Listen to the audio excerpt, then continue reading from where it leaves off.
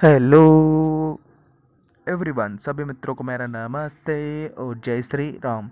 मित्रों, आज हम सामाजिक विज्ञान की पाठ्य योजना को पढ़ेंगे कि ये किस प्रकार से बनाई जाती है। जैसा कि आपने जो इसका प्रकरण या टॉपिक है वो थंबनेल में देख ही लिया है, तो बिना किसी देरी की चलिए शुरू करते हैं इस वीडियो को। तो सबसे पहले आपको जो आपकी लेसन प्लान डायरी है उसके ऊपर ही ऊपर आपकी जो पाठ्य योजना है उसका क्रमांक लगा लेना है, जो भी आपकी पाठ्य योजना का क्रमांक है। उसके पश्चात में आपका जिस विद्यालय में बीएड का या बीएसटीसी का प्रशिक्षण प्रोग्राम चल रहा है उस विद्यालय का आपको नाम लिख लेना है। जैसे मैंने लिखा है राजकीय उच्च माध्यमिक विद्यालय पनवाड़। उसके पश्चात छात्र अध्यापक अध्यापिका जो भी आपका नाम है वो नाम लिख दीजिए आप। विषय हो जाएगा आपका सामाजिक ज्ञान। जिस दिनांक को आप पाठ्य योजना तैयार कर रहे हैं वो दिनांक आप लगा दीजिए। और आज की जो कक्षा है उस कक्षा की जिस कक्षा की आप पाठ्य योजना बना रहे हैं वो कक्षा आप लगा आज अपन। उसके पश्चात में जो आपका कालांश हो जाएगा, जिस कालांश में आप पाठ्य योजना तैयार वो कालांश समयावधि हो जाएगी आपकी 45 मिनट। उसके पश्चात में जो आज का जो अपना प्रकरण है उस प्रकरण का आप नाम लिख दीजिए। तो प्रकरण का नाम लिख दीजिए आप पवनों के प्रकार। तो इस प्रकार से आपको ये सारी खाना पूर्ति कर लेनी। विद्यालय का नाम, छात्र अध्यापक का नाम, कक्षा, विषय, दिनांक, जो भी ये सारी चीज़ें आपको एग्जैक्ट पूरी कर लेनी। इसके पश्चात में आपको हेडिंग लगा लेनी है शिक्षण के उद्देश्य। शिक्षण के उद्देश्य हेडिंग लगा लीजिए और इसके अंदर आपको 2 कॉलम बनाना है। पहला है शिक्षण उद्देश्य, दूसरा है अपेक्षित व्यवहार का परिवर्तन। ये 2 कॉलम बनाने के पश्चात में आप इसमें लिखेंगे। लिखने से पहले थोड़ा समझ लीजिए कि शिक्षण के उद्देश्य होते क्या है। शिक्षण के उद्देश्य से मतलब ये है कि छात्र अध्यापक और शिक्षक द्वारा जब बच्चे को शिक्षण करवाया जाता है तो शिक्षण कराते समय जिसके बारे में छात्र अध्यापक द्वारा शिक्षण करवाया जाता है उस शिक्षण से बच्चे के अंदर क्या परिवर्तन होगा, या छात्र अध्यापक शिक्षण करवा के बच्चे के अंदर क्या परिवर्तन लाना चाह रहा है, तो ये उसके शिक्षण के उद्देश्य हो जाएंगे। पहला है ज्ञानात्मक, दूसरा है अवबोध, तीसरा है ज्ञानोपयोग, चौथा है कौशल, पांचवा है अभिरुचि और छठवा है अभिवृत्ति। इस प्रकार से आपको ये 6 के 6 शिक्षण के उद्देश्य लिखने हैं। जैसे पहला मैं एक बार पढ़ के बताते हैं। जो पहला है ज्ञानात्मक, तो ज्ञानात्मक शिक्षण उद्देश्य के कारण बच्चे में जो परिवर्तन होगा वो है विद्यार्थी विभिन्न प्रकार की पवनों का प्रत्याशमन कर सकेंगे। विद्यार्थी विभिन्न प्रकार की पवनों का प्रत्याभिज्ञान कर सकेंगे। द्वितीय है अवबोध, विद्यार्थी विभिन्न प्रकार की पवनों के रूप में स्थायी सामयिक स्थानों को पवनों को स्पष्ट कर सकेंगे। तीसरा है ज्ञानोपयोग, तो ज्ञानोपयोग में आप लिखेंगे विद्यार्थी विभिन्न प्रकार के पवनों के संबंध में सीखे गए ज्ञान का उपयोग अपने भावी जीवन में उपयोग में कर सकेंगे। चौथा है कौशल, विद्यार्थी विभिन्न प्रकार के पवनों के चार्ट, रेखा चित्र बनाने की कुशलता का विकास कर सकेंगे। इसके पश्चात में नेक्स्ट आता है पांचवा है अभिरुचि, तो विद्यार्थी विभिन्न प्रकार के पवनों के अध्ययन में रुचि ले सकेंगे। विद्यार्थी पवनों के प्रकार के संबंधित समाचार पत्र पत्रिकाओं की को पढ़ने में रुचि ले सकें। इसके पश्चात नेक्स्ट आता है छठवा है अभिवृत्ति, तो अभिवृत्ति में आप लिखेंगे विद्यार्थी में पवनों के प्रकारों के प्रति समीक्षात्मक दृष्टिकोण का विकास कर सकेंगे। तो इस प्रकार से आपको इच्छा के इच्छा जो शिक्षण के उद्देश्य है वो 6 के 6 शिक्षण के उद्देश्य लिख लेने। इसके पश्चात जो नेक्स्ट हेडिंग होगी वो हो जाएगी आपकी सहायक सामग्री। तो सहायक सामग्री तात्पर्य ये है कि छात्र अध्यापक अथवा शिक्षक द्वारा जो शिक्षण करवाया जाए, शिक्षण कराते समय जो सामग्री उनकी शिक्षण में सहायता करती है वो सारी सामग्री शिक्षण सहायक सामग्री कहलाती है। तो जैसे चार्ट, डस्टर, स्लेट, लपेट, प्लग, सारी चीज़ें हो जाएगी। और हेडिंग लगा लीजिए पूर्व ज्ञान। तो पूर्व ज्ञान में आप लिखेंगे विद्यार्थी पवनों के बारे में पूर्व में सामान्य जानकारी रखते हैं। इसके पश्चात आपकी जो नेक्स्ट हेडिंग होगी वो हो जाएगा आपका प्रस्तावना प्रश्न। तो हेडिंग लगा लीजिए प्रस्तावना प्रश्न। और प्रस्तावना प्रश्न हेडिंग लगाने के पश्चात में आप उसके अंदर 3 कॉलम बना लें। पहला है क्रम संख्या, दूसरा है छात्र अध्यापक क्रिया, तीसरा है छात्र क्रिया या विद्यार्थी क्रिया।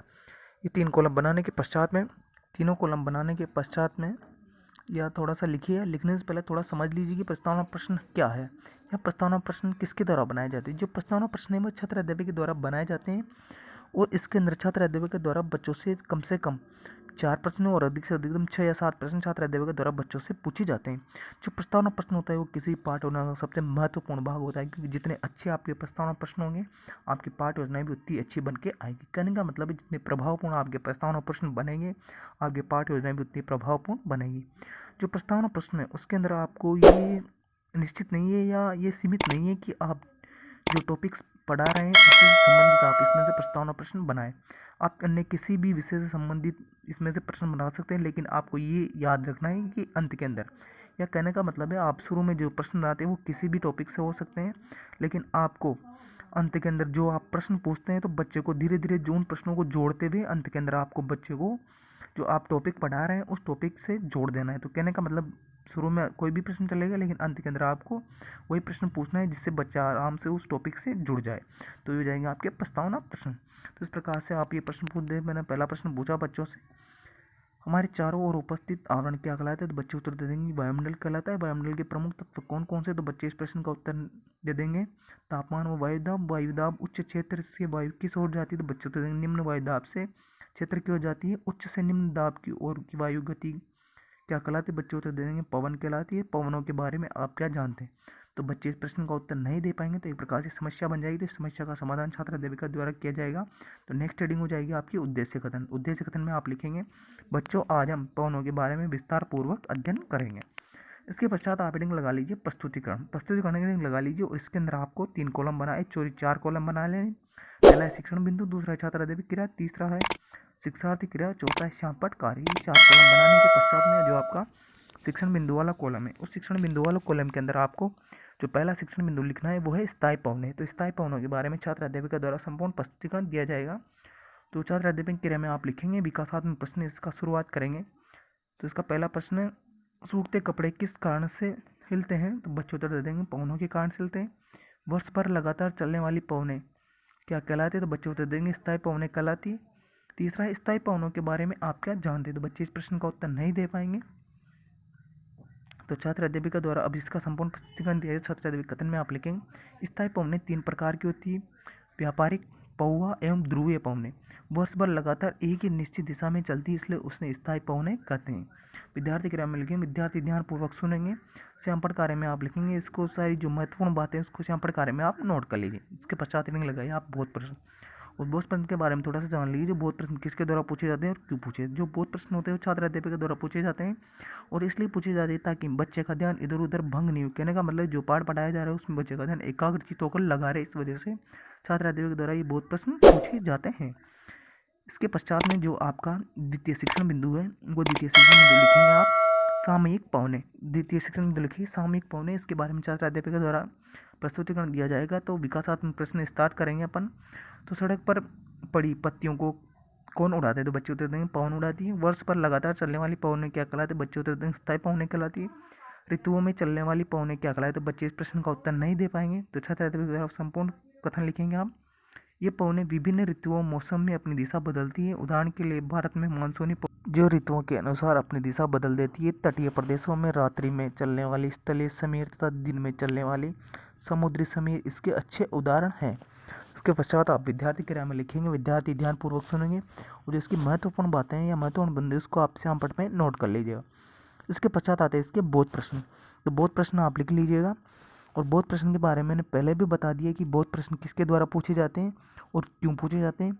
तो आपको बताने की जरूरत नहीं है, फिर भी मैं बता देता हूँ कि जो बोध प्रश्न है वो छात्र अध्यापिका द्वारा पूछे जाते हैं और इसलिए पूछे जाते हैं ताकि बच्चे का ध्यान इधर उधर भंग नहीं हो। जो पाठ पढ़ाया जा रहा है उसी में बच्चे का ध्यान एकाग्रचित होकर लगा रहे, इस वजह से ये सारे बोध प्रश्न पूछे जाते हैं। तो आपको ये बोध प्रश्न लिख लेने।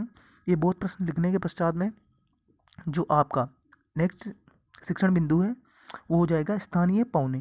तो स्थानीय पौने शिक्षण बिंदु लगा लीजिए और इसके द्वारा जो विकासात्मक प्रश्न पूछे गए छात्र अध्यापक द्वारा वो विकासात्मक प्रश्न आप लिख लीजिए। ये विकासात्मक प्रश्न लिखने के पश्चात में आपको जो इसका छात्र अध्यापक का कथन है उस छात्र अध्यापक का कथन को आप लिखेंगे।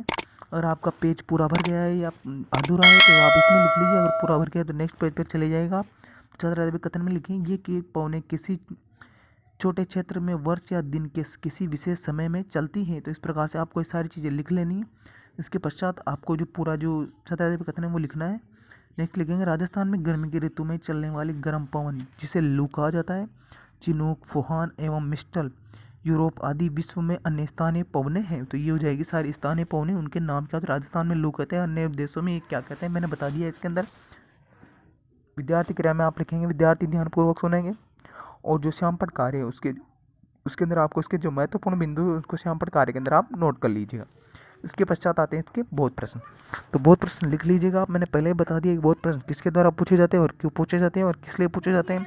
तो ये सारे बोध प्रश्न आप लिख लीजिएगा। इसके पश्चात आप हेडिंग लगा लीजिए मूल्यांकन प्रश्न। मूल्यांकन प्रश्न हेडिंग लगा लीजिए और मूल्यांकन प्रश्न के बारे में थोड़ा जान लीजिए। मूल्यांकन प्रश्न किसके द्वारा पूछे जाते हैं और क्यों पूछे जाते हैं। जो मूल्यांकन प्रश्न वो छात्र अध्यापक के द्वारा पूछे जाते हैं और इसलिए पूछे जाते हैं ताकि उसने जो पाठ बच्चों को पढ़ाया है वो बच्चों ने कितना हद तक ग्रहण किया है। कहने का मतलब है उन्होंने जो पाठ बच्चों को पढ़ा दिया है वो उन्होंने कितना सीखा है इस बारे में उन्होंने फीडबैक का प्रतिपुष्टि लेने के लिए या जांचने के लिए छात्र अध्यापकों द्वारा मूल्यांकन प्रश्न बनाए जाते हैं और मूल्यांकन प्रश्न छात्र अध्यापकों द्वारा किसी भी प्रकार के प्रश्न बनाए जा सकते हैं। कहने का मतलब है लघुत्तरात्मक, अतिलघुत्तरात्मक, निबंधात्मक, रिक्त स्थान वाले, सत्य सत्य वाले, मिलान चिन्ह वाले किसी भी प्रकार के प्रश्न छात्र अध्यापिका द्वारा बनाए जा सकते हैं।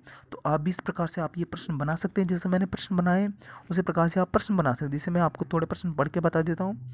किसी छोटे क्षेत्र में वर्ष या दिन के किसी विशेष समय में चलने वाली पवने को क्या कहते हैं? तो स्थायी पवने, मौसमी पवने, स्थानीय पवने, द उपरोक्त सभी। इसमें जो भी सही बच्चे उसको आसानी से टिक कर देंगे। इसके पश्चात आप हेडिंग लगा लीजिए गृह कार्य और बच्चों को आप गृह कार्य दीजिए और आज बच्चों को आप गृह कार्य ऐसा दीजिए जिस कठिनाई से आपने बच्चों को पढ़ा है उस कठिनाई के स्तर के आधार पर बच्चों को गृह कार्य दे दीजिए ताकि अपने खाली समय का घर पे जाकर आसानी से सदुपयोग कर सकें।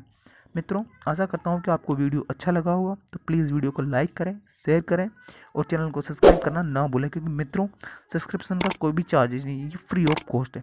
मित्रों, अगर आपको और भी पार्ट योजनाओं की आवश्यकता हो तो प्लीज़ हमारे चैनल के पेज पर जाएं, वहाँ पर आपको प्लेलिस्ट मिलेगी। उस प्लेलिस्ट के अंदर आपको बहुत सारी पार्ट योजनाएं वहाँ पर मिल जाएगी। Thanks for watching.